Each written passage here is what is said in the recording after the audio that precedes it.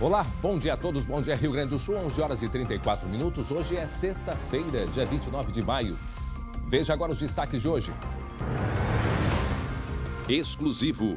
Novidades no caso do casal ferido a bala por brigadianos em Gravataí. A Ordem dos Advogados do Brasil acompanha. A mulher segue internada em estado grave e o namorado continua preso, mesmo inocente. Maio Vermelho. Polícia combate criminosos responsáveis por 8 assassinatos no primeiro final de semana do mês em Porto Alegre. Já já o resultado da operação. Bota a cara, neném vacilão, caguete. Preso em Santa Catarina o executor de uma das mais violentas organizações criminosas do Rio Grande do Sul. Canoas restringe atividades depois do aumento de casos de coronavírus. Ao vivo, uma entrevista com o prefeito para detalhar o que fecha e o que permanece aberto na cidade. E hoje o comércio passa a aceitar pagamento de mercadorias pelo aplicativo do auxílio emergencial. Vamos esclarecer dúvidas ao vivo com o superintendente regional da Caixa. O SBT Rio Grande, a sua companhia na hora do almoço e que vai até a 1 da tarde, já está no ar. Muito bem, já estamos de volta com o SBT Rio Grande, agora 11h40, faltando 20 para o meio-dia. Nós vamos até a 1 da tarde com muita informação para vocês. Agora vamos até a redação, uma perseguição a um carro roubado. Olha, tirou o sono de moradores da Zona Norte de Porto Alegre. Foi na noite de ontem, noite de quinta-feira. O que aconteceu por lá? Bom dia, Glauco Paza. Bom dia, André. Bom dia a todos. Pois é, tudo começou na rua Tenente Arita Ragô, bem conhecida, bem movimentada dessa zona da capital, por volta das 10 horas da noite desta quinta-feira. A brigada se deparou com 2 homens, André, e um gol com alerta de roubo. Os PMs tentaram parar o carro, mas o motorista fugiu em direção ao Parque Chico Mendes. Lá, eles abandonaram, dispararam tiros contra os policiais, abandonaram o carro e entraram numa vila. Aí roubaram uma moto, depois tiveram que largar essa moto quando foram rendidos então pelos policiais. E aí, uma testemunha acabou reconhecendo os criminosos, por quê? Porque eles haviam também roubado outra moto, ou seja, foram 2 motos, uma confusão nessa perseguição aí. E detidos, os 2 criminosos confessaram onde a segunda moto estava. Um simulacro de arma de fogo foi apreendido e dentro do carro foram encontrados projéteis de pistola 9mm, mas a arma não foi localizada e ninguém ficou ferido. Incomodação, risco para todo mundo, mas a polícia pelo menos prendeu esses criminosos. A criminalidade não está em quarentena, não é mesmo, Glauco Paza? De forma alguma. E a Polícia Civil apreendeu uma grande quantidade de munição na Lomba do Pinheiro, na Zona Leste de Porto Alegre. Há pouco a gente viu essa perseguição na Zona Norte, mas o que teve na Zona Leste, hein, Glauco? Pois é, tanta gente pedindo para abrir o comércio, esse comércio aí nunca fechou. Parecia uma loja de venda de armas, munições, 960 balas de diversos calibres foram apreendidas em uma ação do Departamento de Combate ao Narcotráfico. Os policiais investigavam uma residência que servia como ponto de venda de drogas na zona leste de Porto Alegre. Além dos entorpecentes, a polícia descobriu que o local também vendia isso aí, armas e munições. E munições de diversos calibres, inclusive de fuzis. 2 pistolas estavam no local e foram apreendidas. Lá também estavam 7.500 pedras de crack. O local era grande em armamento e também depósito de drogas, né? Essa droga já estava pronta para venda. O casal, que estava na casa, foi preso em flagrante pelos policiais e a polícia ainda recolheu anotações do tráfico. Presta atenção, olha só. Nessas anotações, André, estariam apontamentos de clientes que queriam armas, inclusive armas de grosso calibre. Agora, a polícia vai atrás de quem seriam esses possíveis clientes tão perigosos, André. Muito bem, 11 horas e 42 minutos. Agora a gente vai atualizar sobre o caso Rafael, o caso daquele menino lá de Planalto, porque a polícia fez hoje de manhã, né, mais uma vistoria, fez uma série aí de medições na casa onde morava o menino e também na residência onde o corpo dele foi colocado, não é mesmo, Glauco? Isso mesmo, André. São essas imagens que a gente está acompanhando. Foram feitas hoje pela manhã nas 2 residências, como você falou, na casa da família e na casa onde o corpo foi encontrado. Aliás, uma é bem pertinho da outra, tá? A polícia quer procurar vestígios, de repente, de alguma coisa que tenha passado das outras perícias, das outras vistorias que foram feitas nesses locais aí. E não é só isso que vai acontecer, não. A avó, por exemplo, e os tios do Rafael, que moram em frente à casa em que ele morava, também foram ouvidos pela polícia. Cerca de 4 horas de depoimento. A polícia não abre muito para a imprensa o que foi falado, até porque existe uma questão de investigação e tudo isso é preservado pela polícia, tá? E o ambiente familiar, né? Exato. Eles precisam escutar porque o crime foi num ambiente familiar, né? Foi num ambiente familiar. Deixa eu só botar essa imagem rapidamente. Vamos tentar botar a tela cheia, porque só para identificar, porque o Josias do Portal Em Foco, lá da região, ele mostrou para a gente, não, aqui é a delegacia de polícia. Vamos voltar um pouquinho na casa onde o corpo dele foi colocado, porque teve um ângulo ali que a gente consegue compreender um pouco como que é ali a distribuição das residências. Olha só, aqui, ó, para aí um pouquinho, para a imagem, ó. Pelo que o Josias nos falou aquele dia, o corpo do menino foi posto nesse local e é nesta parte aqui, como é a casa numa esquina, nesta parte de trás que fica a casa onde morava, portanto, o menino Rafael. Daqui a pouco a gente traz outras informações, porque agora eu vou falar de um outro caso chocante. Nós comentamos aqui ontem, envolvendo um bebê de apenas 10 meses. Um crime que aconteceu no norte do estado. E o padrasto é suspeito de ter matado a criança. Segundo a investigação, a criança foi assassinada pelo padrasto. O crime aconteceu enquanto a mãe da criança deixou o bebê com o homem por meia hora em Erechim. O bebê tinha afundamento no crânio e sinais de estrangulamento no pescoço. O padrasto foi preso em flagrante. O homem de 42 anos tem um extenso histórico de violência doméstica. Segundo a polícia, o casal, que estava junto há 1 ano, é dependente químico e a mãe havia saído de casa para comprar drogas. Ele falou de uma maneira bem contraditória, com visíveis sintomas de drogadição, de tal maneira que o delegado se sentiu muito seguro em autuá-lo em flagrante. Mais uma criança de idade de bebê, no caso nosso, que veio a falecer por uma conduta decorrente de familiares. Quero chamar a atenção, dias atrás, né, essa violência envolvendo crianças nesse período de quarentenas, tem relação, não tem este caso específico, não sei, mas a secretária nacional, a Damares Alves, chamou a atenção, a ministra Damares Alves, chamou a atenção para a quantidade de crianças que estão dentro de casa nesse período de quarentena e sofrendo muito. Então, o caso das mulheres ainda, né, as mulheres conseguem, né, de alguma maneira, buscar ajuda. As crianças entram numa situação muito pior. Então, a gente vê esse caso dessa criança com afundamento de crânio, asfixiado. Caso que está sendo investigado pela polícia, certamente a gente vai acompanhar. E olha só, você vai ver ainda hoje novidades sobre aquele caso que mostramos ontem aqui com exclusividade. Exclusividade aqui do SBT. Este casal aí, que foi ferido a tiros por 3 brigadianos em Gravataí. Foi ali no final de semana do dia 17 de maio, né? Aquele final de semana, poucos dias atrás. O colega Lucas Abate, ele está acompanhando essa história e ele vai trazer em seguida outras informações para a gente. Este rapaz, um angolano, estava morando em Goiás, conheceu, né, esta senhora que é costureira, gaúcha, e ele resolveu visitá-la, né? Resolveu conhecê-la pessoalmente, não é mesmo, Lucas Abate? E aí eles estavam no final de semana, resolveram ir para Gramado, que era o sonho, né, dele conhecer Gramado, resolveram mudar o rumo e foram para o litoral, através de um aplicativo. E aí que começa o drama deste casal. Resumo da história, neste momento. Os 2 inocentes. Ele está preso, levou 3 tiros. Ela, em estado grave, pode ficar paraplégica, está internada. O Lucas está acompanhando esse caso e traz alguns detalhes para a gente, não é mesmo, Lucas? Bom dia. Bom dia, André. Bom dia a todos. E o mais chocante disso, além da situação grave de saúde da Dora, que está internada ainda no Hospital Dom João Becker, já tem o diagnóstico de que vai ficar paraplégica e ainda está entre o risco e a morte, conforme os médicos passaram à família.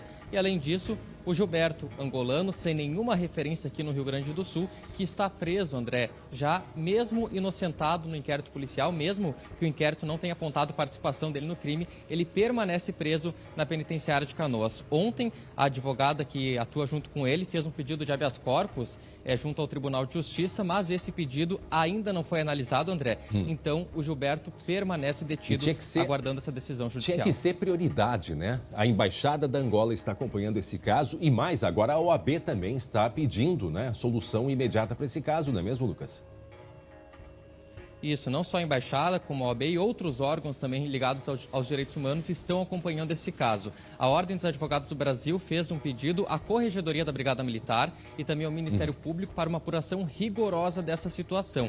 A Brigada Militar, André, diz que já está acompanhando o caso. O 17º Batalhão, que atua em Gravataí, diz que no mesmo dia em que aconteceu essa situação, por praxe, por envolver um confronto policial, se abre um inquérito policial militar e essas novas informações que foram repassadas pela Polícia Civil, pelo delegado Eduardo Amaral, referente ao envolvimento do motorista desse aplicativo e também a não ter nenhuma relação com esse casal, agora foram juntados a esse inquérito policial militar. O que se tem até o momento, André, é que houve um excesso de legítima defesa e imprudência por parte dos policiais. Que horário foi isso? Mas se sabe se tem toda essa pressão, agora também por parte do OAB, para investigar esse fato. Que horário foi essa abordagem aí, sabes?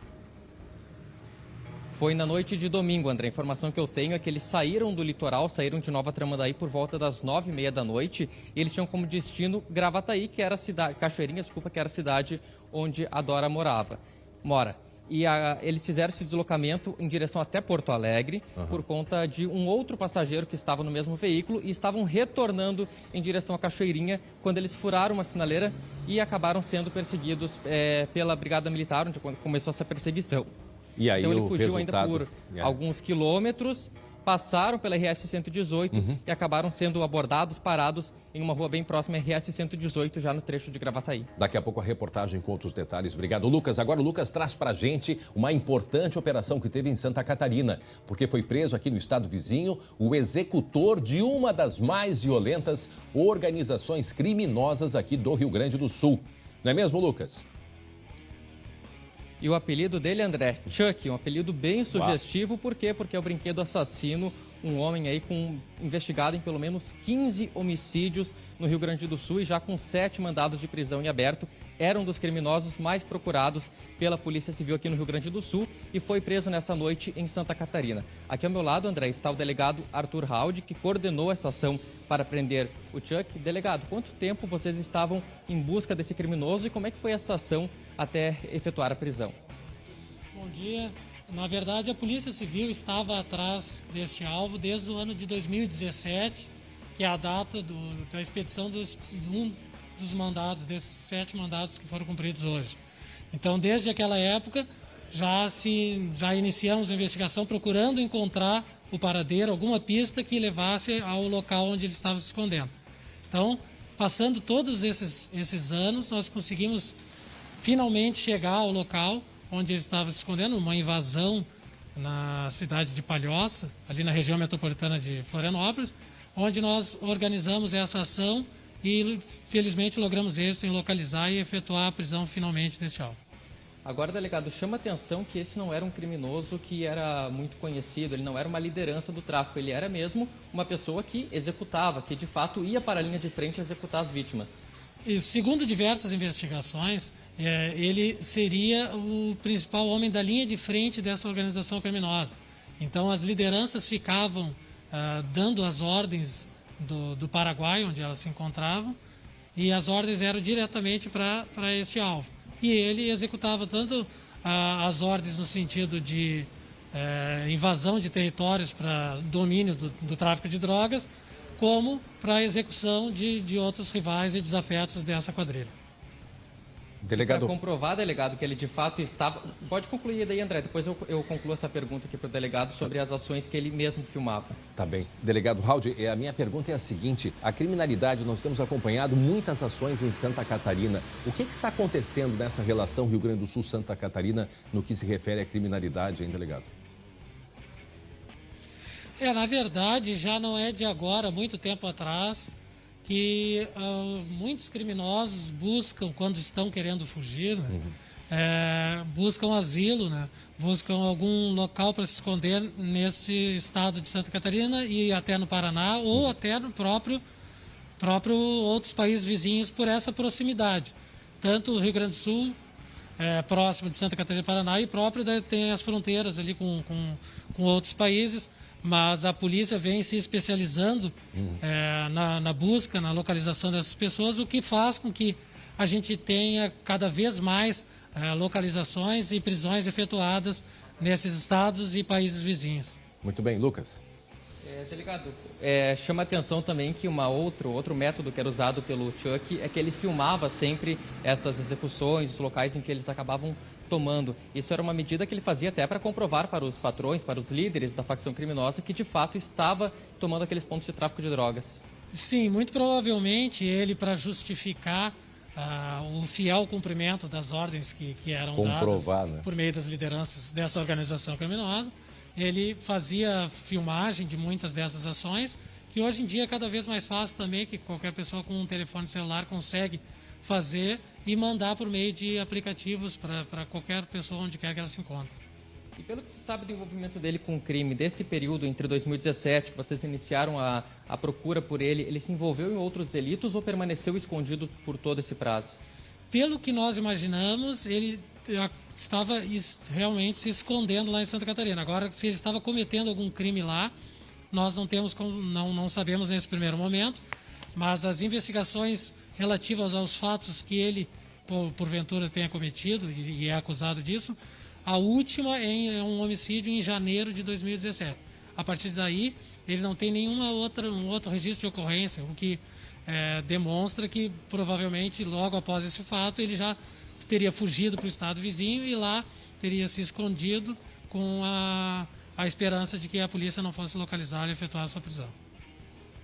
André, não sei se tem mais algum questionamento para repassar ao delegado Arthur Haldi. Não, eu acho que está bem claro. Ele vai ficar preso aqui em Porto Alegre, deve ter uma ficha extensa, não, delegado? Sim, ele tem um extenso rol de antecedentes criminais, que além desses diversos homicídios, com mais de uma dezena de vítimas, ele tem acusações por outros crimes também violentos, como sequestro, como extorsão, como roubo de veículo, roubo a estabelecimentos comerciais, tráfico de drogas, associação ao tráfico, participação em organização criminosa e por aí vai. Experiente. Ok. Obrigado, delegado Haldi. Obrigado, Lucas Abate, pelas informações. 11h55 por falar em operação. Chamado aqui da redação, Glauco Paza, operação para combater guerra entre facções. Quer dizer, não basta a gente estar no meio da criminalidade, eles brigam entre si e também estamos no meio disso. Inocentes foram vítimas de criminosos, não é mesmo, Glauco?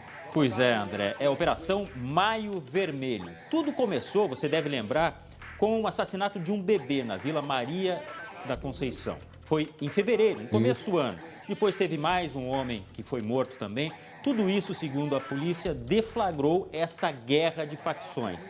Ou seja, uma facção entrava no território da outra e às vezes matava, inclusive, inocentes. Nossa. Foi isso que aconteceu. Essa operação aconteceu ontem à noite, aqui no bairro Santa Teresa. Por sinal, é bem pertinho aqui do SBT, né? No local chamado Buraco Quente. Os policiais utilizaram ali, inclusive, helicópteros.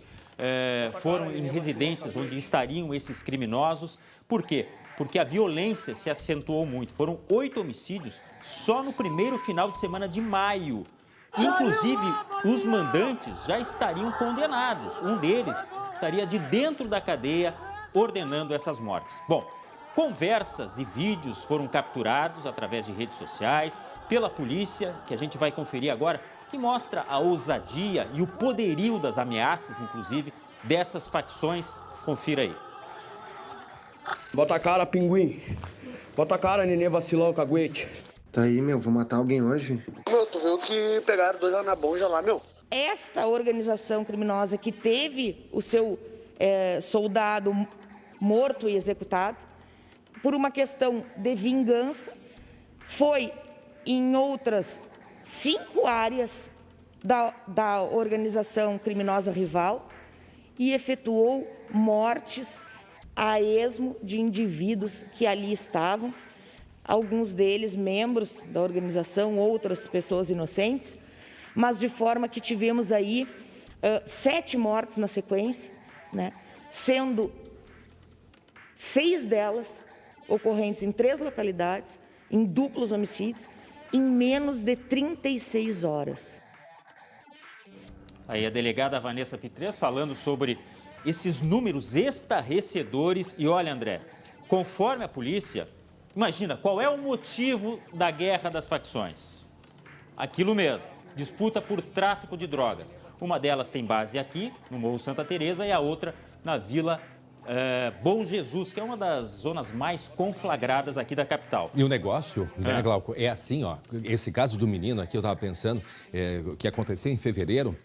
Eles chegaram, os criminosos, eles tinham um alvo, mas aí eles não acharam. O alvo era, acho que foi final de tarde, estava a família reunida na rua com o bebê no colo e foram atirando para qualquer lado, ou seja, queriam deixar o recado deles e essa criança foi morta, então, nesta ação. Ou seja, não estão nem aí. Não interessa, né? Não interessa. Inclusive, outras pessoas ficaram feridas, mas o bebê acabou sendo a vítima fatal, tá? 3 suspeitos foram presos. Agora o resultado da operação, pelo menos até aqui. E 2 adolescentes apreendidos. Além disso, a polícia recolheu 40 aparelhos celulares e dali espera tirar mais pistas para pegar mais gente aí. Como é que é o negócio? 40 aparelhos celulares. Aonde? Nessa operação de ontem. Nessa operação. Isso, exatamente, Maio Vermelho. Por quê? Porque a partir dessas pistas, vai aquela história, né? Vai puxando o fio e aí vai aparecer muito mais coisa. Muito bem, para quem está chegando agora, 11 horas e 59 minutos, nós estamos acompanhando aí uma operação que vem acontecendo. O Glauco tem todos os detalhes, uma operação contra a criminalidade. Só que é uma violência entre as facções e, obviamente, que respinga, né, na população, nas pessoas do bem. E aí, repete para a gente essas informações, então, Glauco, dessa operação no chamado Maio Vermelho, Glauco. Isso mesmo, operação realizada no Morro Santa Teresa, no local chamado Buraco Quente, que é o quê? É exatamente um reduto dentro do morro, onde ficam os traficantes, onde fazem a comercialização de drogas. E essa operação foi feita pela polícia neste local, porque seria a sede de uma das facções envolvidas nessa disputa. Lembrando que a outra teria sede na Vila Bom Jesus, que é uma área muito difícil para a polícia, para a população de uma forma geral, porque cedia também uma organização que faz o tráfico de drogas. No centro de tudo isso, justamente a disputa pelos pontos de venda de drogas, tá? 3 suspeitos foram presos, 2 adolescentes apreendidos, mas tem muita coisa para rolar aí. A polícia acha que tem muita gente envolvida. Lembrando, 8 homicídios apenas no primeiro final de semana do mês agora de maio, André. Tá, a gente só volta um pouquinho aí, volta a fita aí, o Richard, nosso amigo Richard, por favor. Só pra gente escutar isso aqui, foi num condomínio, né? Tipo um recado pra alguém. Vamos escutar pra ver o que eles dizem ali naquela imagem. Inicialmente parecia dentro de um presídio, mas não, é num condomínio. Vamos escutar o que eles dizem ali. Caiu lá, bolinha! Vai morrer! Pega lá! Recados que uma facção mandava para outra e já vai entrando em coro. Vejam só o que é ali o gás, né? A pressão que existe, né, nesta guerra entre facções. Ok, daqui a pouco a gente volta a conversar. Obrigado, Glauco Paz. Alguma colocação mais, Glauco? Não, apenas para dizer o seguinte, ó, a polícia ainda quer saber como essas pessoas que estão dentro do presídio comandam esses assassinatos também, né? Bom, isso aí já não é novidade, né, que aconteça, André. Verdade. Obrigado. Até daqui a pouco. Glauco, atenção, sinal vermelho em Canoas. Canoas na região metropolitana. Por quê? Por causa do aumento do número de casos de coronavírus. Tá? A partir de agora, a partir do próximo domingo, uma série de alterações vão ser adotadas na cidade. Por isso, nós vamos esclarecer, conversar mais com o prefeito, né? Lá de Canoas, Luiz Carlos Busato. Prefeito, boa tarde, que está acompanhado da Gabriela Lerina, não é mesmo, Gabi? Isso sim, André. Boa tarde para você, a todos que estão nos acompanhando. O prefeito está aqui comigo. Já vou mostrar o prefeito antes. Deixa eu mostrar para vocês como é que está a situação aqui nesse momento ambiental. Nós estamos no Calçadão, que é o coração do centro aqui de Canoas. Está tudo tranquilo por aqui. A maioria das pessoas utiliza máscara. Isso é uma regra em todo o Rio Grande do Sul.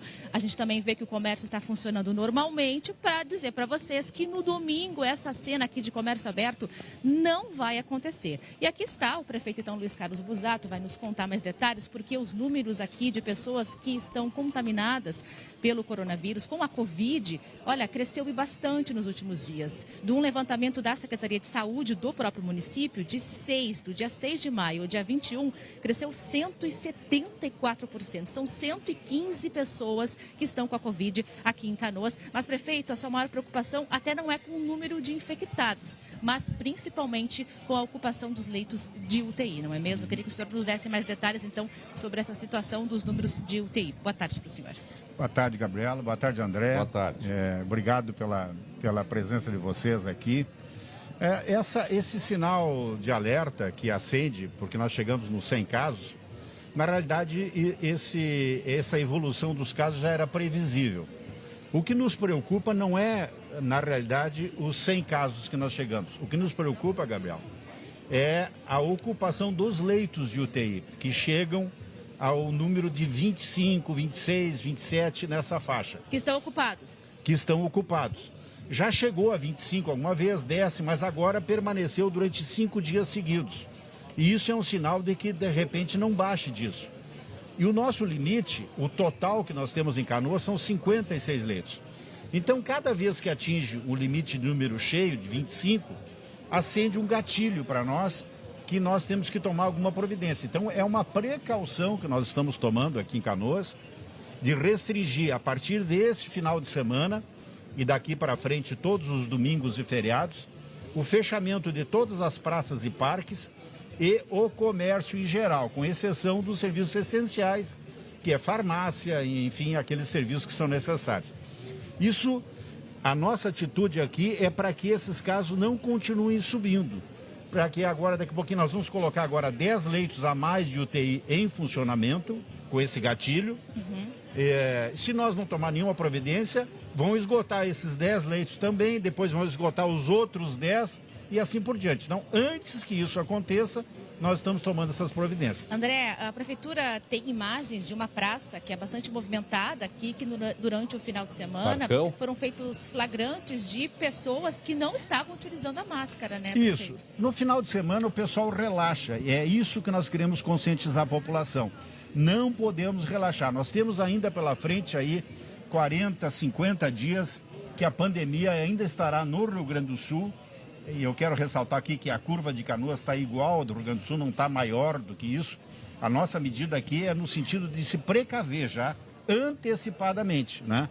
Então, o pessoal vai para o final de semana para as praças, tira a máscara, toma chimarrão, bate bola, né? Parece que nada está acontecendo. Então, é uma conscientização que nós queremos fazer para a população, para que nos ajude, para que a gente possa ter condições de dar leitos de UTI, para que a população não sofra consequências maiores. De repente faltar um leito e alguém morrer porque não tem como a gente dar uma atenção. Prefeito. André, queres fazer algum questionamento? O prefeito, ele está lhe ouvindo. Oi, prefeito, boa tarde. Prefeito, olha só, eu lembro que eu conversei com o senhor... Boa tarde, André.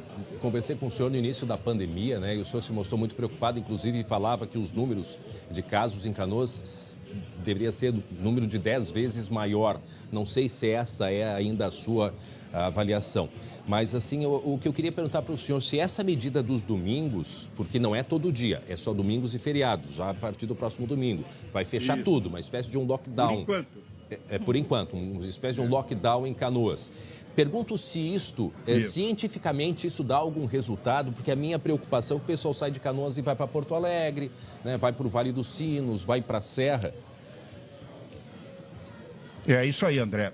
Canoas tem uma especificidade diferente, porque ela tem várias portas de entrada. Nós temos limite aqui com Porto Alegre, com Esteio, com Cachoeirinha, com Nova Santa Rita. Ou seja, nós não conseguimos, como alguns municípios, fazer um fechamento efetivo. É muito permeável, né, a cidade. Então, o que nós temos que fazer aqui? É conscientização, é isso que nós estamos fazendo. Nós estamos fechando no domingo e feriado. O pessoal, mas domingo e feriado o que adianta? Adianta muito. As pessoas ficam alertas, ficam sabendo que a coisa não está na normalidade, que tem que haver uma conscientização.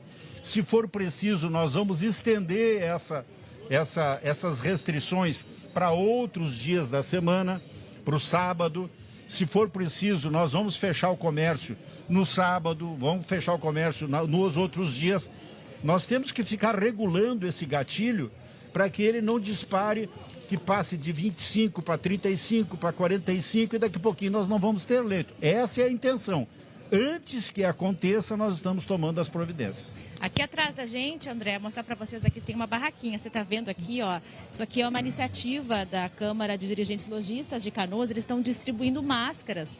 Peço para o Ernesto mostrar aqui nesse, uma das primeiras cidades, né, Gabriel? Aqui. A exigir isso, aqui máscara, tá na mão né? dessa moça, inclusive, aqui, ó.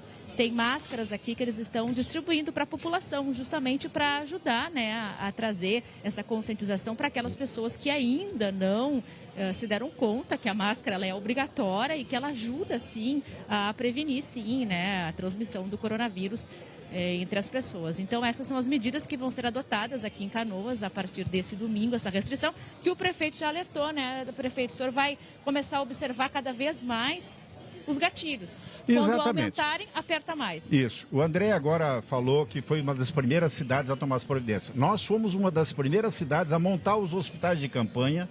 Montamos 4 hospitais, 932 leitos. Ou seja, nós estamos agindo preventivamente e propositivamente desde o início dessa pandemia. Prefeito.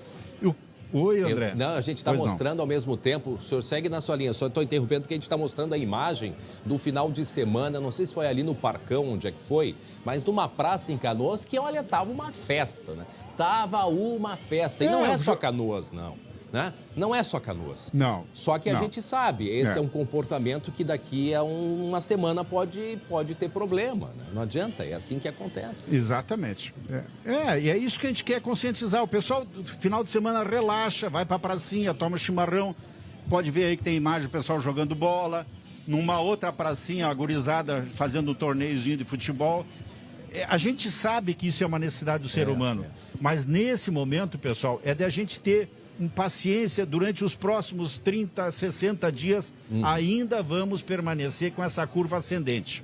Vamos mostrar aqui de novo mais um flagrante, eu mostro para vocês aqui do lado. lado. Olha o calçadão aqui, como é que tá. O calçadão tá bem lotado, né? Mas, ó, naquela entrada daquele comércio ali, ó, Ernesto, o pessoal tá respeitando o limite. Ficam do lado de fora, aguardam a chamada, tem restrição dentro das lojas, pessoas sem prefeito? máscara, andando com a máscara na mão, ó. E pessoas, inclusive, do grupo de risco. É uma senhora que está no grupo de risco.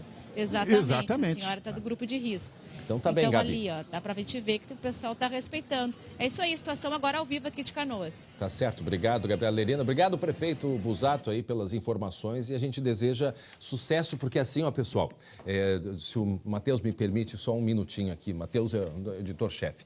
Por que a gente está mostrando isso? Tá? O Rio Grande do Sul, comparado com outros estados, meu Deus, ontem mais de 1.000 pessoas morreram de um dia para o outro aqui no Brasil.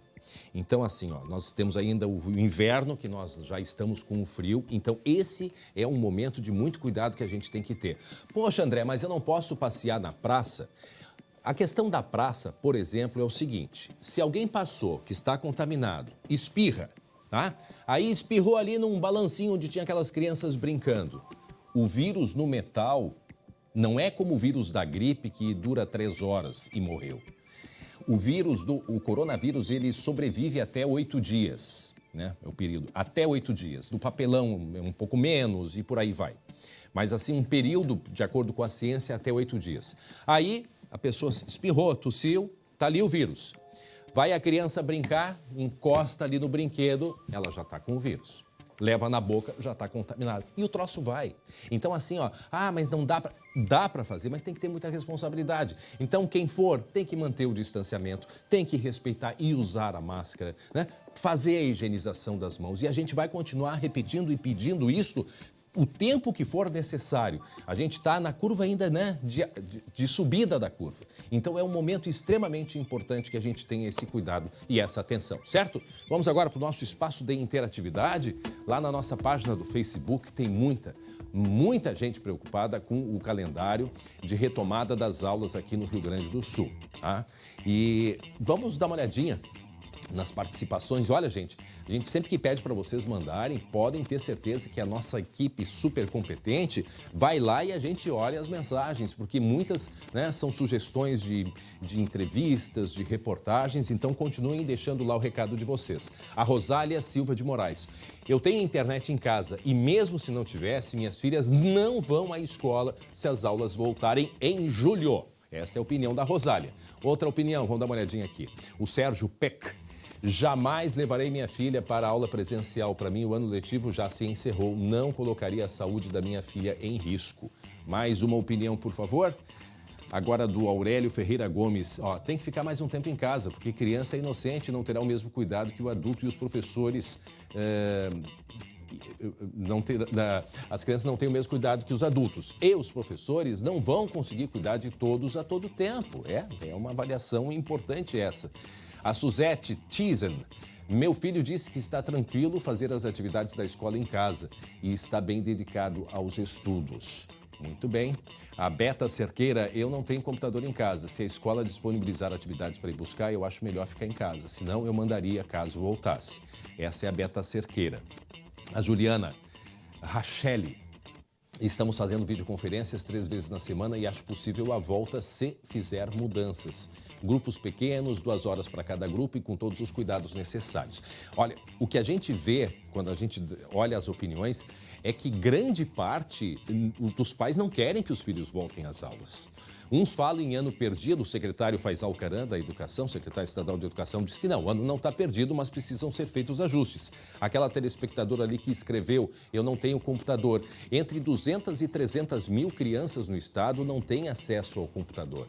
Então, vai ter dificuldade de ter aulas pelas redes sociais. Aliás, é o que está sendo feito, né? A secretaria agora solicitou para as coordenadorias regionais um levantamento de quantas crianças, cidades do interior, da zona rural, que não têm, né, um material de trabalho, para que elas possam, então, o governo providenciar e ter acesso, algo que eu acho que já deveria ter sido feito há mais tempo.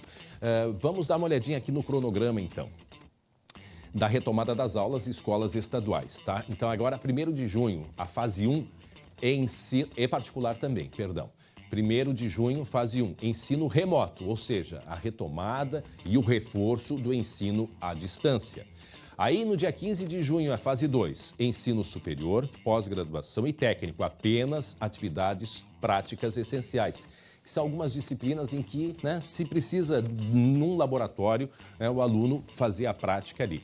Mas apenas atividades, portanto, essenciais e tudo escalonado. Isso as escolas vão fazer estas escalas. Bom, aí cursos livres, né, também na fase 2, dia 15 de junho. Cursos profissionalizantes, idiomas, artes, em turmas pequenas, também sempre obedecendo, né, os chamados protocolos de higiene.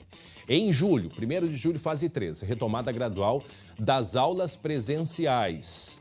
E ainda tem, isto é um planejamento, deve ser definido conforme a evolução do vírus. Então, a prioridade vão ser as crianças pequenas e os jovens que estão no final do ensino médio. Por quê? Por causa, né, do Enem e das próximas etapas, então, de ensino deles. Aí, no dia 3 de agosto, a fase 4 ainda a definir, e dependendo de como for a evolução, e aí a fase 5 é a partir de 1º de setembro. Então, vamos acompanhar essa evolução, vamos acompanhar se o governo, se a Secretaria de Educação vai conseguir os equipamentos e mandar esses equipamentos para aquelas crianças que não têm computador. E mais do que isso, já tem um acordo com a Assembleia Legislativa que vai financiar o pagamento da linha de internet para esses equipamentos. O problema é que ainda não se tem esses equipamentos à mão, né? E um outro detalhe importante: o governo, a Secretaria de Educação, prepara os professores para que tenham didática, porque não é como uma sala de aula, que o professor está ali acostumado, né, a conduzir a aula. Ele precisa de uma estratégia diferente, né, de uma didática diferente para trabalhar os alunos com o uso somente das redes sociais. Então, esta é a grande dificuldade. Assim como tem sido, né, bastante difícil também, a gente tem acompanhado o uso da tecnologia. Ela ajuda bastante, mas às vezes exige um pouquinho de paciência, né? E mesmo com toda essa dificuldade, muita gente já se beneficiou e continua se beneficiando, por exemplo, do aplicativo da Caixa Econômica Federal, né, para o auxílio emergencial, e também através do aplicativo para que se faça, né, as transações bancárias. E a partir de hoje, o comércio vai aceitar o pagamento de mercadorias pelo aplicativo, né, o Caixa Tem. Nós vamos acompanhar, então, assim, ó, passo a passo, né, como proceder com o uso desse aplicativo. Ele é bem simples, a pessoa tem que ter o Caixa Tem, vai lá na sua loja, né, a loja que a gente chama é onde pode se fazer as compras, né? Nesse caso não vai pagar, mas faz como se fosse a compra. Então, assim, acesse o aplicativo Caixa Tem e selecione a opção pagar na maquininha. Bom, depois que você abaixou o aplicativo, então você vai fazer isso. Acesse o aplicativo Caixa Tem e aí vai ter a opção pagar na maquininha. Automaticamente vai aparecer na tela do computador, que está aqui na tela da direita, a câmera do celular vai abrir, então tem que apontar a câmera para este quadrado aqui, né? E aí pega o telefone e aponta para a máquina da loja, que faz a leitura e aí consegue então se fazer o pagamento. Vejam só que é bem simples. A única coisa que eu já estou observando aqui, que eu tentei fazer a atualização do meu aplicativo e eu já percebo que tem muita gente acessando, porque ele, a partir do momento que ele tem essa possibilidade de pagamento, você tem que fazer uma atualização desse aplicativo. Daqui a pouquinho a gente vai conversar com o superintendente regional da Caixa Econômica Federal e ele vai explicar um pouquinho mais para a gente, tirar algumas dúvidas, né, nesse momento que são muito importantes. A Caixa Federal, o governo tem feito, né, bastante um trabalho constante de atualização para que todas as pessoas possam, né, então, serem contempladas com esse valor e por isso o governo tem feito essas atualizações para atender todo mundo, tá certo? Então, daqui a pouco a gente vai conversar com o superintendente para tirar algumas dúvidas e vai lá nas nossas redes sociais e deixa a pergunta que vocês tiverem para fazer. Bom, volto a conversar com o Lucas, é isso? Vamos conversar com o Lucas sobre aquele assunto exclusivo que a gente trouxe ontem de um casal que foi baleado por brigadianos numa operação desastrosa, segundo a investigação, que teve aqui em Gravataí. Foi no domingo, dia 17 de maio. Ou seja, há pouquíssimo tempo. Esse rapaz aí ainda está internado, ele é angolano, levou 3 tiros, já foi inocentado pela investigação da Polícia Civil, só que ainda não tiraram este rapaz da cadeia, tá? E ele tinha vindo ao Rio Grande do Sul para conhecer a Dorildes Laurindo, de 56 anos, que aparece aí na foto, e ela está internada em estado grave. E ainda o risco, né, Lucas, dela ficar paraplégica. Agora, conta para quem não acompanhou essa história, por que é que eles entraram nessa confusão no meio desse tiroteio? Explica por quê, Lucas. Pois é, André, porque esse casal contratou por aplicativo uma carona para ir e retornar do litoral em Nova Tramandaí. Eles foram com esse aplicativo, com esse motorista até Nova Tramandaí e combinaram por fora um retorno até Gravataí e Cachoeirinha, onde eles vivem. Esse motorista, na verdade, André, estava usando dados falsos no aplicativo. Ele se chama Luiz Carlos e se apresentava como Emerson. Por que ele usava documentos falsos? Porque ele era um foragido da polícia. Tinha um mandado de prisão por tentativa de feminicídio, além de passagens por tráfico de drogas. O que aconteceu no domingo, André? Ele acabou passando no sinal vermelho, recebeu um sinal de abordagem de uma viatura da Brigada Militar e imediatamente começou a fugir. E em determinado ponto de Gravataí, acabou parando o veículo e quando ele e o casal desceram do carro, acabaram sendo baleados nesse confronto com a Brigada Militar. Ele estava armado, o motorista? E a Dora, que nada a ver, tinha... O motorista, sim, o motorista estava armado com revólver, que foi apreendido, inclusive. E, André, a primeira informação que se chegou por parte da Brigada Militar na Polícia Civil é que essa arma estava com o Gilberto, porque logo depois do tiroteio, o Luiz Carlos saiu correndo do veículo e teria deixado a arma ali, que ficou próximo ao local onde o Gilberto estava ferido.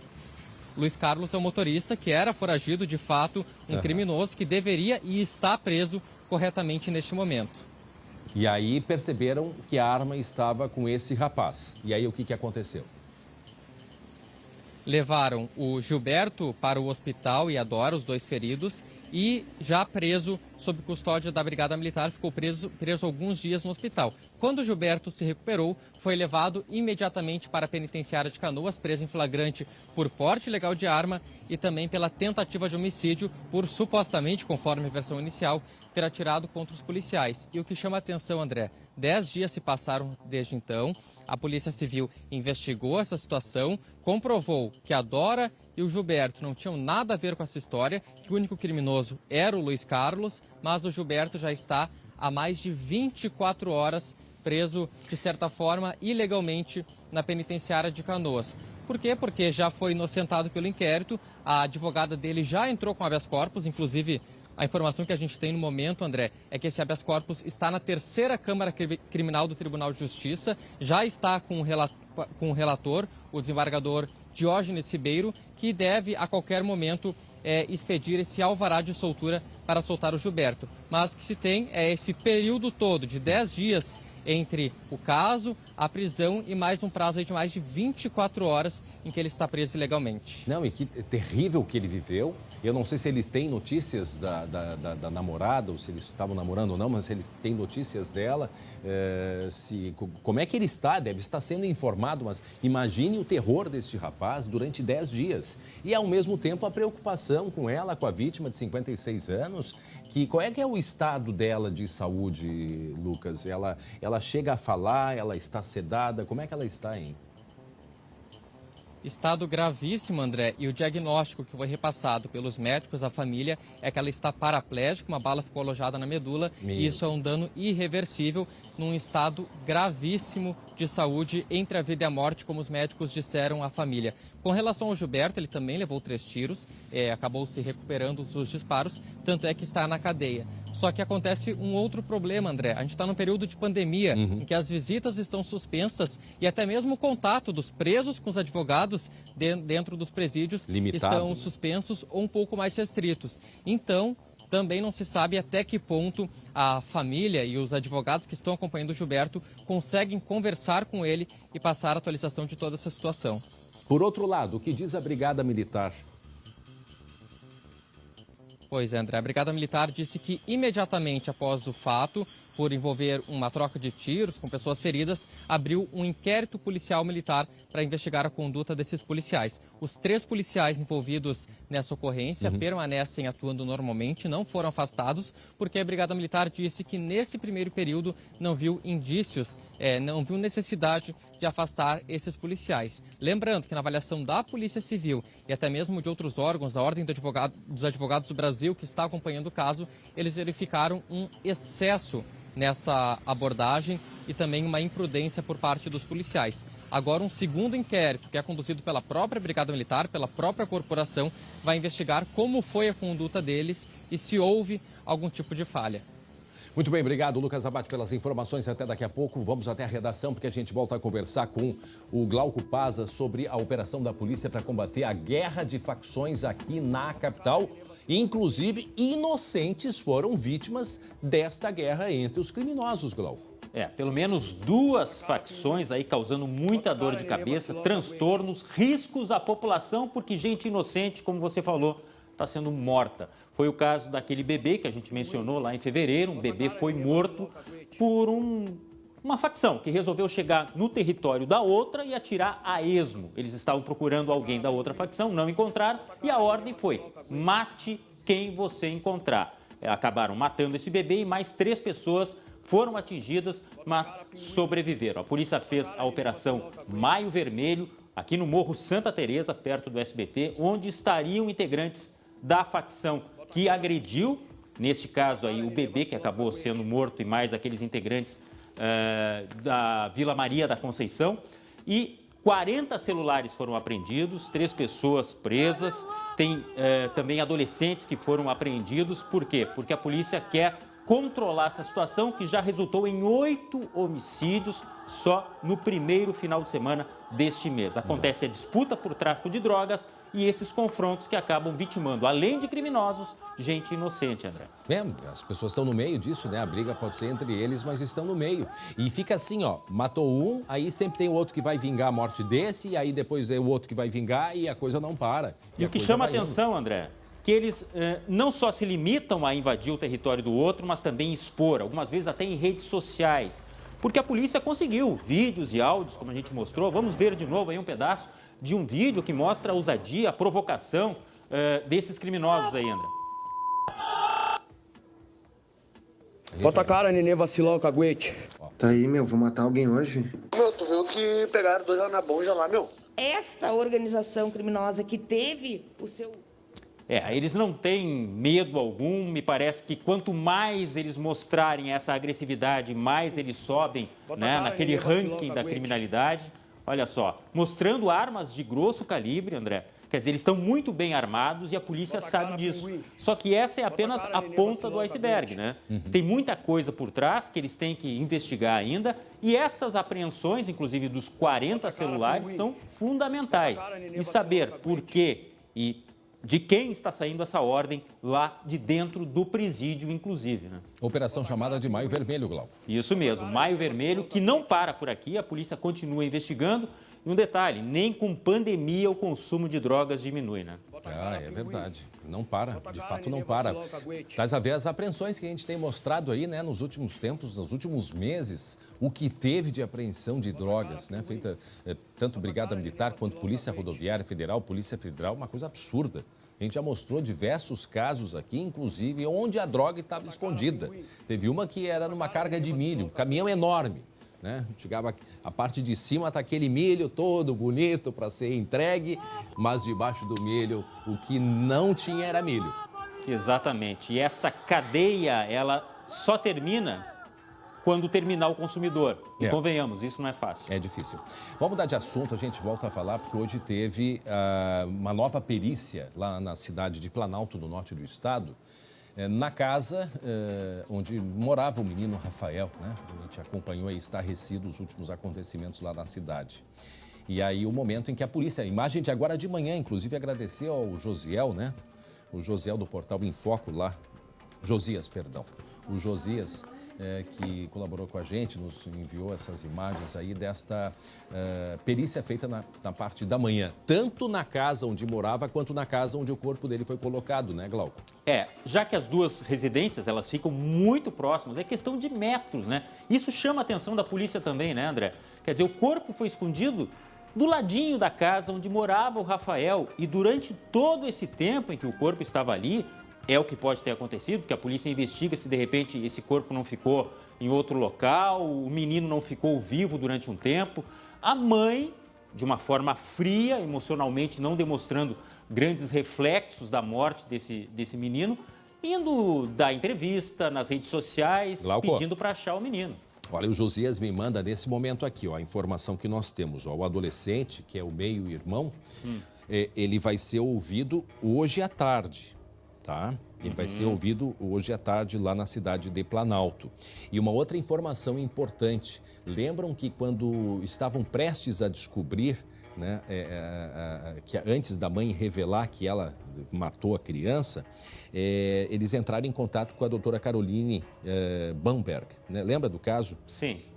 E ela ia ser consultada e hoje ela já está em Planalto. Ela foi chamada para auxiliar na investigação. E a perícia, neste momento, está dentro da casa, como Josias Marques, do Portal Em Foco, informa para a gente. Obrigado, Josias, pelas informações. Agora, eu fico pensando, Glauco, fala, depois eu tenho um comentário para fazer. Isso só me leva a crer que realmente é um caso de difícil solução, né? Pedindo ajuda para resolver o quanto mais rápido possível, porque todos falam que a relação da mãe com o filho era muito boa. Então, isso realmente só chama atenção. Este meio-irmão, que agora teria completado 17 anos, talvez seja uma peça fundamental também, né? Um crime que veio dentro de casa. Obviamente que parte, né, de dentro de casa essa investigação justamente pelas relações.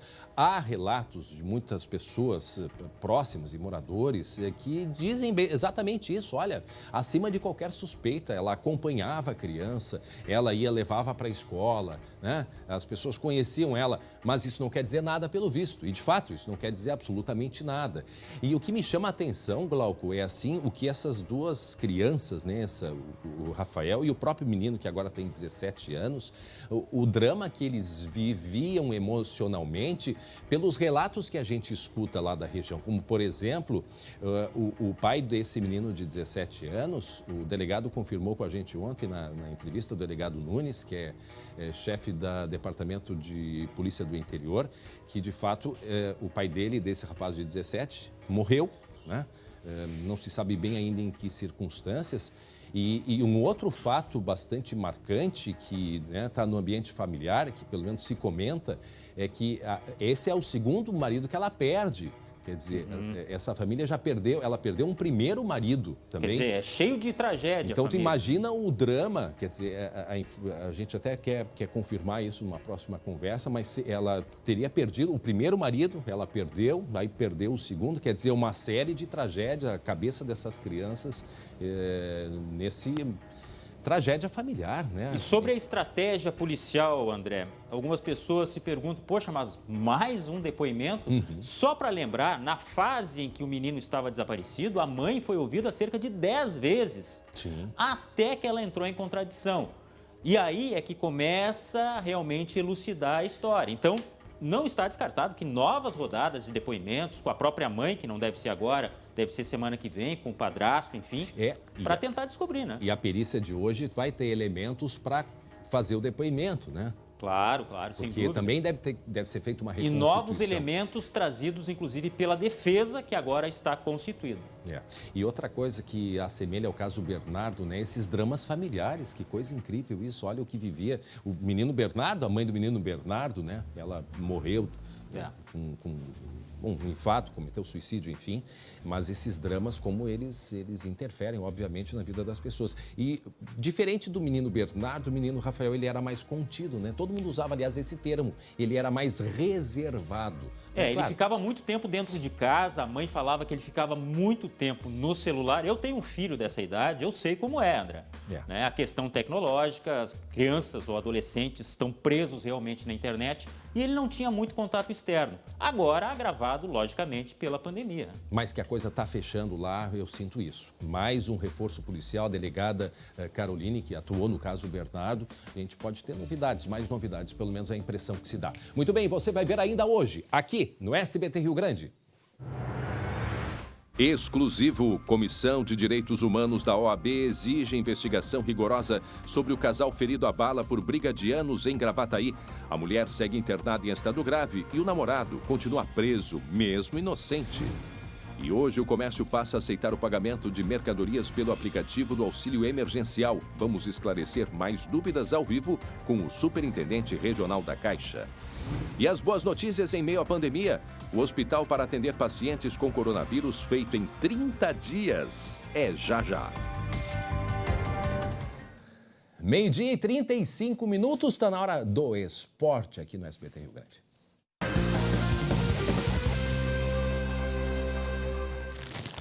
Para biscoitos Zezé, carinho que vem de família. Não, vem com essa. Eu só tenho irmão, mas na hora de dividir o biscoito de Zezé, não vem com essa. Olha só, tem gente que... Não, para biscoito Zezé, carinho que vem de família. Daqui a pouco a gente vai repartir, então. Ó, esse aqui é o folhado doce. Adoro. Tem o mignon.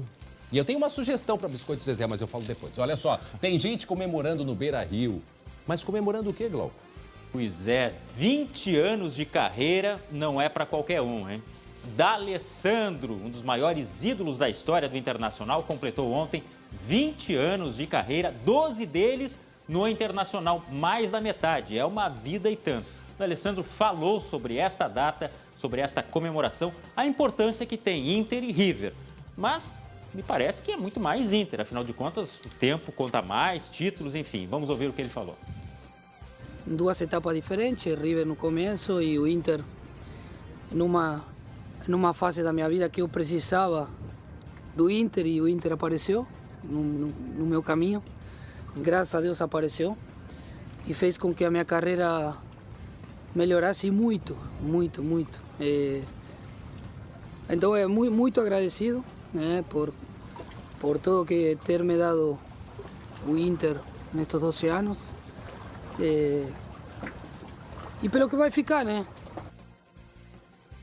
Vai ficar muita coisa. D'Alessandro marcou história já no futebol gaúcho, odiado, amado. Olha os números aqui, ó. 484 jogos pelo Inter, 94 gols. É o quinto jogador que mais vestiu a camisa colorada.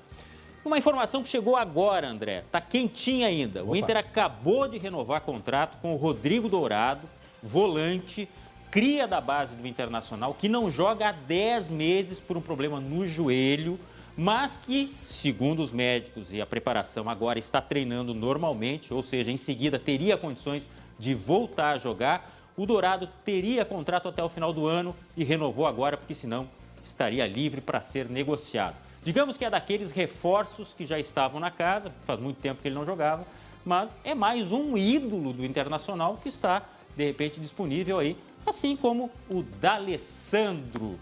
20 anos de carreira, 12 no Internacional. É uma história já, André.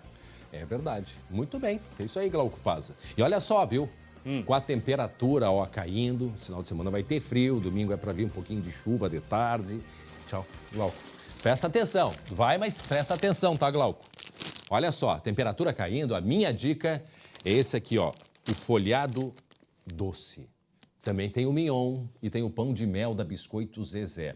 E esses 3 produtos fazem sucesso com todas as idades e combinam muito bem com bebidas quentes. Muita gente gosta de tomar com chá, ou com café, ou com chimarrão. Só não pode compartilhar a cuia por enquanto. Eu já garanti os meus para toda semana. E eu tenho certeza que todo o pessoal lá de casa, vai aprovar. Então comece você também a semana. Comece a semana muito bem com os produtos da Biscoitos Zezé. Carinho que vem de família. Um beijo grande para a família Zezé lá de Pelotas. Como eu disse, a história da família Zezé tem 52 anos, já está na 3ª geração. E a primeira geração veio de Portugal. E meu pedido é que eles façam um biscoito, além de todas essas delícias, com doce de ovos. Será que eles vão fazer? Esse é o meu pedido. Muito bem, 12h39 agora. A gente volta a falar do casal que foi baleado, foi ferido a balas por brigadianos aqui em Gravataí. História que nós trouxemos ontem com exclusividade. Pois o estado desta senhora aí segue gravíssimo. A dona Dorildes Laurindo, de 56 anos. E o Gilberto, namorado dela, ele continua preso, apesar da investigação da Polícia Civil ter concluído que ele é inocente. Eles foram baleados por engano, numa perseguição policial. O repórter Lucas Abate está acompanhando este caso e conversou com a OAB sobre a série de imprudências cometidas pelos policiais militares. Na tela, os detalhes. A Ordem dos Advogados do Brasil acompanha o caso de violência policial contra um casal de namorados durante uma perseguição. A Comissão de Direitos Humanos da OAB considerou a ação como um excesso injustificável e pede apuração rigorosa. Houve, a princípio, um excesso e um excesso, assim, inexplicável e inaceitável. O próprio delegado de polícia, não é, em face dessas contradições, já pediu que fosse oficiado o comando da Brigada Militar, enviando cópias dessa investigação preliminar, tá? Porque ele já percebeu que alguma coisa não estava bem ali. Foi algemada, foi agredida. Um dos policiais batia na cara dela e dizia para ela: acorda, vagabunda, não dorme, vagabunda. E enfiava a mão na cara dela. Dorildes Laurindo, de 56 anos, e o namorado angolano Gilberto Almeida, de 26, recorreram a um aplicativo de caronas para fazer um passeio ao litoral, sem imaginar que o motorista era um foragido do sistema prisional por tentativa de feminicídio. Em nota, o aplicativo BlaBlaCar alega que não possui cunho comercial e que não existe obrigatoriedade de verificação da documentação. E também que o alvo dos policiais optou por não cadastrar documentos. A perseguição começou em Cachoeirinha e terminou perto da RS-118 em Gravataí. Quando o veículo parou, o motorista e o casal desceram do carro e correram. Em depoimento à Polícia Civil, os brigadianos disseram que reagiram aos disparos e afirmaram que a arma apreendida estava com Gilberto. O angolano acabou preso injustamente por tentativa de homicídio contra os policiais. A investigação da Polícia Civil concluiu que Gilberto é inocente. A arma que estava ali seria do condutor do veículo que estava foragido, de acordo com todo o histórico que ele já possui, né? Dorildes ficou paraplégica. Está entre a vida e a morte no Hospital Dom João Becker. Ela pode não sair viva disso. Eles não são diferentes dos bandidos que eles prendem. Eles não podem ter privilégio, o Estado não pode privilegiar, eles têm que ser excluídos da brigada. Com a pandemia, foram suspensas as audiências para ouvir os presos em flagrante, o que, segundo o advogado, prejudicou Gilberto. Esse é um caso típico, né? Que a audiência de custódia resolveria o problema, pelo menos o problema da prisão, de forma imediata.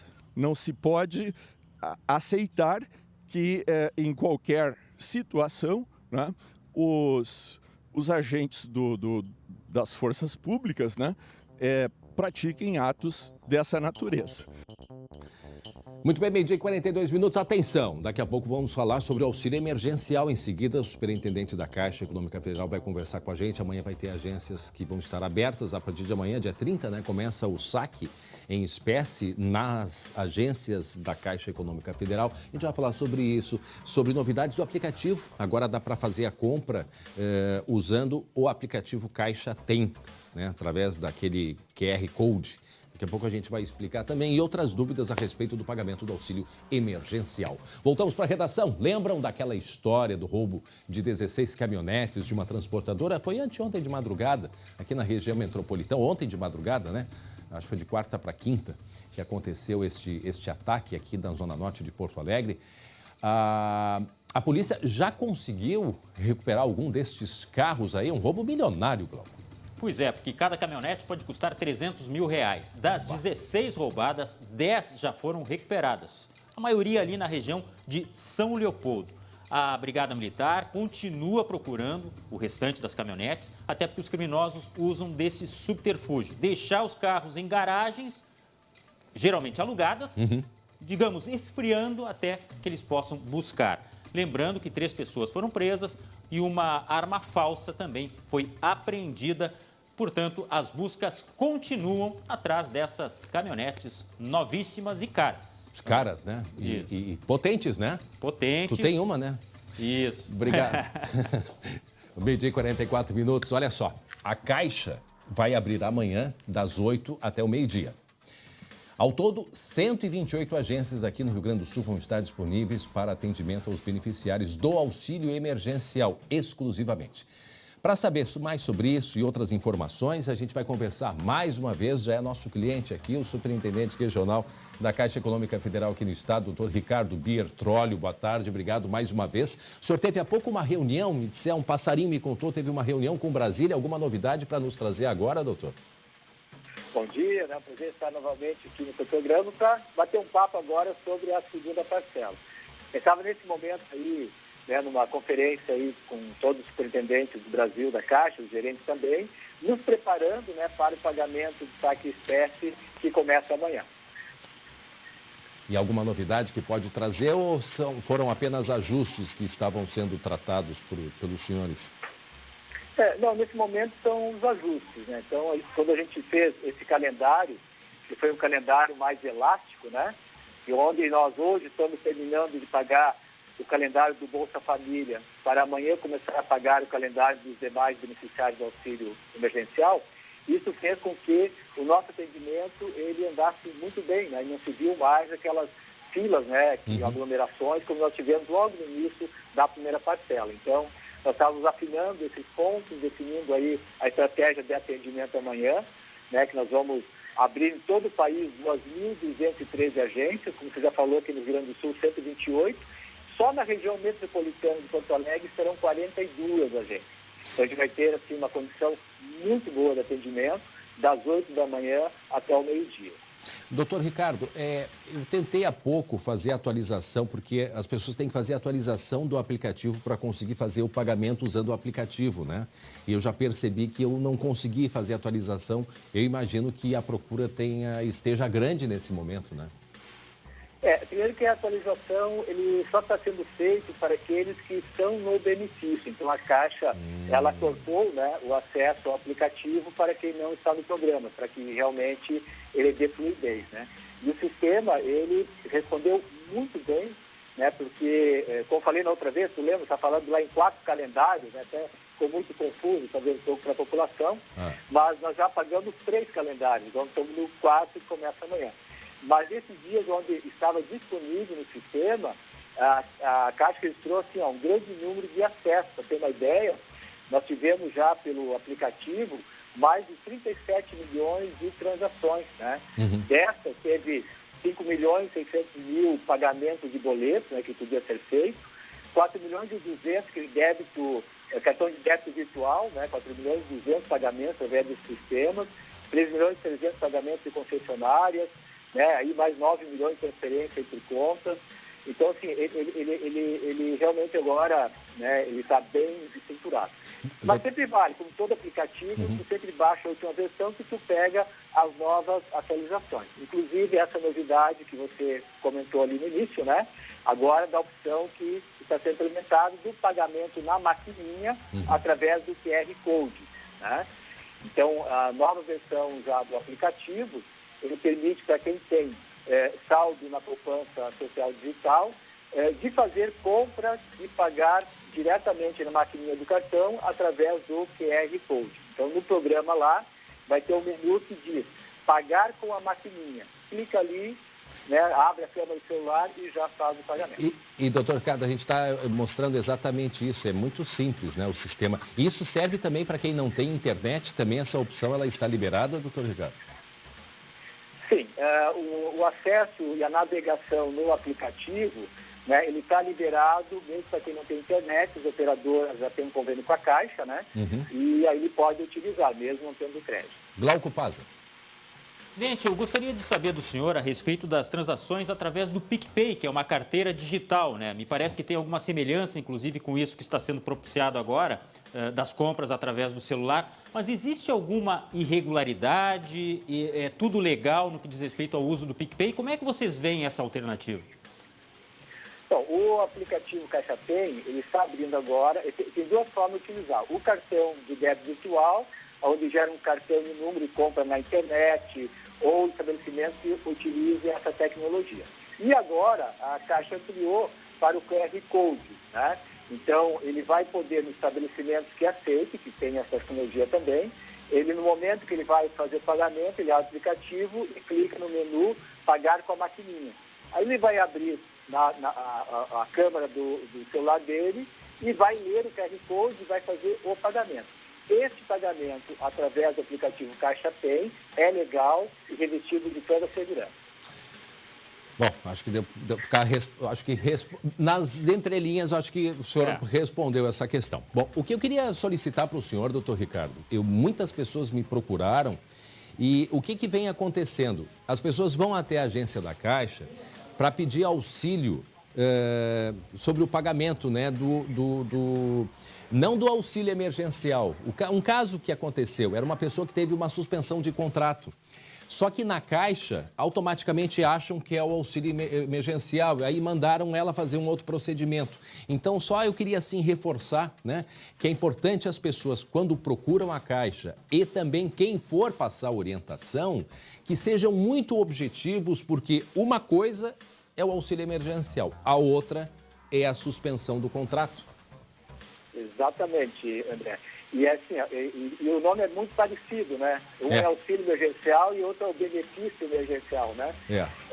E essas duas situações, claro, o volume está vindo grande, porque as empresas que fizeram a suspensão de contrato ou a redução de jornada, né, os trabalhadores têm esse benefício, só que esse benefício está caindo diretamente na conta que a empresa informou. Então, a grande parte já vai para a conta onde ele sempre recebeu o seu salário, né? E somente aqueles casos, ou se porventura informou a conta errada, ou se ainda não tinha conta, é que aí vem para a Caixa e a gente paga através da poupança social digital. Mas é importante, né, quem for na agência, que fale se realmente a questão que interrompeu o contrato de trabalho, porque a gente tem um sistema específico que a gente já analisa e também faz o pagamento na hora que tiver o recurso disponível. Qual é a principal dúvida das pessoas nesse momento, hein, doutor Ricardo? O que teve agora, André, que a gente percebeu, e deve ter acompanhado aí, que teve pessoas que receberam a primeira parcela e agora, na segunda parcela, o recurso não estava disponível. Isso. Aconteceu isso, por exemplo, agora quem foi receber Bolsa Família, ou até mesmo aqueles que tiveram o crédito na conta social digital. O Ministério da Cidadania, ele tem hoje em torno de umas 600 mil pessoas que ele está revendo essa condição, tá? Que talvez tenham recebido a primeira parcela e não façam jus a receber, e eles estão revendo, e então entrou num processo de uma revisão do benefício, tá? Então, nesses casos, quando ele for lá no telefone 111, ou for lá no aplicativo, ele voltou a aparecer novamente como em análise, né? Então, significa que o Ministério está revendo. situações, por exemplo, né, de pessoas que tiveram o recebimento e depois apareceu recebendo também, ou pedindo o benefício esse por suspensão de contrato de trabalho. Então, obviamente, uma das duas coisas não estavam corretas. Então, aí, esse trabalho que a gente está fazendo é o Ministério da Cidadania, aí o cidadão pode acessar o Ministério se tiver dúvida nesses casos. Mais duas perguntas aqui, ó. Tem pessoas que ainda estão em análise, né? O que acontece nesse caso, o que deve fazer, né? Mesmo se houve um erro, como deve proceder.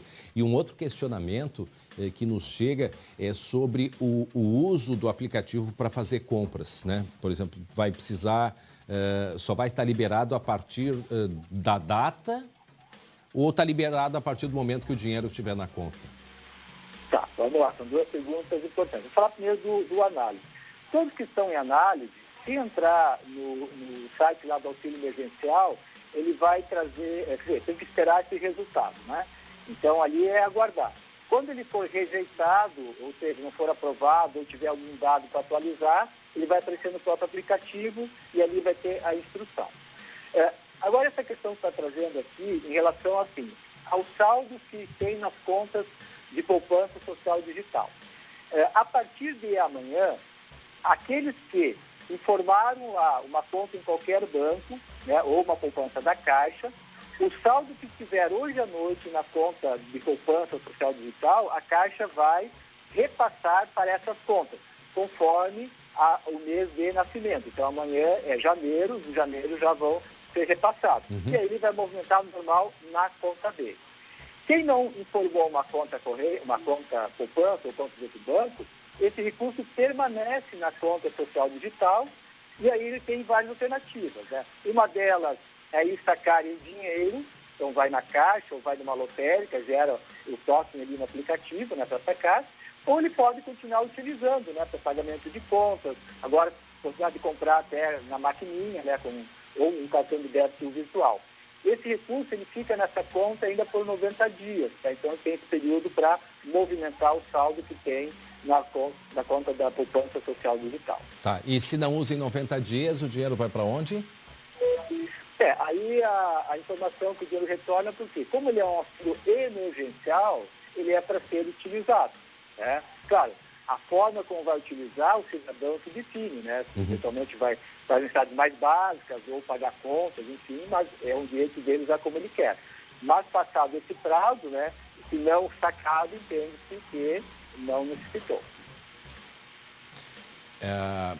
Uma questão que chega dos beneficiários, eu estou recebendo a pergunta aqui pelo ponto eletrônico. Os beneficiários do Bolsa Família que ainda não receberam, é isso? Isso. Teve situações que as pessoas foram para receber, né, e não estava disponível no dia de pagamento. O Ministério da Cidadania, ele reviu vários benefícios, alguns deles foram cancelados, porque talvez não tivesse mais o direito, né, e outros foram revistos e foram liberados novamente. Então, esse é um processo que a Caixa só recebe, né, o arquivo para fazer o pagamento, então eles não vieram neste arquivo. Há situações também, por exemplo, e que vai ocorrer agora na segunda parcela, de pessoas, por exemplo, que receberam R$ 1.200 na primeira parcela e nessa revisão cadastral ele teria direito a 600. Então, nesse caso, não virá a segunda parcela, porque ele já recebeu duas parcelas junto com a primeira. Muito bem, doutor Ricardo Trolli, superintendente regional da Caixa Econômica Federal, muito obrigado pela entrevista e bom trabalho amanhã, que o senhor vai ter bastante trabalho amanhã sábado, quando abrem diversas agências da Caixa Econômica Federal. Vamos para a redação. Um hospital para atender pacientes com coronavírus foi feito em 30 dias. O Glauco está aí na tela, não? Em 30 dias. Imagine só, que espetáculo isso, não é, Glauco? Em 30 dias, um hospital de mais de 10 bilhões de reais. A tecnologia acelerou, não é, Glauco? A construção e foi tudo feito com módulos pré-fabricados que agilizaram todo o processo, além da parceria, né, da iniciativa privada Glauco Paz. Quando tem dinheiro e disposição, quando existe união, as coisas acontecem. É um baita de um exemplo. E a gente vai ver agora. Custou quase 10 milhões e meio de reais e é resultado de uma parceria entre as empresas Gerdau, Ipiranga, Zafari e Hospital Moinhos de Vento. A gestão da unidade vai ser feita pela Rede de Saúde Divina Providência. Pacientes em situação final de tratamento, abrindo espaço nos hospitais complexos e de tratamento com necessidade de mais recursos. O novo módulo hospitalar terá 60 leitos e funcionará 24 horas. Os atendimentos estão previstos para começar ainda na primeira quinzena de junho. A obra do hospital foi concluída em apenas 30 dias. O dinheiro da iniciativa privada fez diferença, mas a tecnologia foi o que de fato acelerou a construção. Módulos pré-fabricados agilizaram todo o processo. A gente tem dificuldade de fazer qualquer obra pública em menos de um ano, talvez um pouco mais de um ano, 30 dias muitas vezes, é o prazo que se exige para o Conselho Municipal de Saúde avaliar o projeto que a gente tem. O futuro da nova unidade faz com que a iniciativa seja muito comemorada pelo setor da saúde. Depois da pandemia, ela vai reforçar as atividades do Hospital Independência. Nós temos a expectativa de que, com esse novo acréscimo de leitos, nós possamos zerar a fila de traumato-ortopedia na cidade de Porto Alegre. Quando a gente se une, junta esforços, a gente tem condições de fazer coisas extraordinárias. Gente, que coisa impressionante. A gente, quando ouviu que lá na China fizeram um hospital de 1000 leitos em tantos dias, não importa, em 10 dias, a gente, nossa, como é que conseguem? Pois a gente praticamente fez isso. Que orgulho, que alegria. A gente também pode, né? A gente também pode. E que bom saber, André, que em meio a tantas más notícias em relação a subornos, desvio de dinheiro, existe um caso tão positivo aqui pertinho de nós. É verdade, isso vai ficar, além de presente dessas empresas todas ali, que são empresas do nosso coração, aqui da nossa terra, que bancaram, esse hospital ele vai ficar para nós. Ele não é só temporário, né? Então, assim, que orgulho a todas as empresas parceiras. Isso sim é legado, parceiras. né, André? Nossa, sem dúvida nenhuma. O que o prefeito Marquesan, ele tem razão nisso. Ele não quer fazer hospital de campanha para depois desmancha. Não, ele quer que algo seja feito, e foi isso que ele pediu, para que fosse, né, que servisse para depois, pós esta crise do coronavírus. Um abraço para ti, bom final de semana, obrigado pela audiência, até segunda-feira. Tchau, tchau.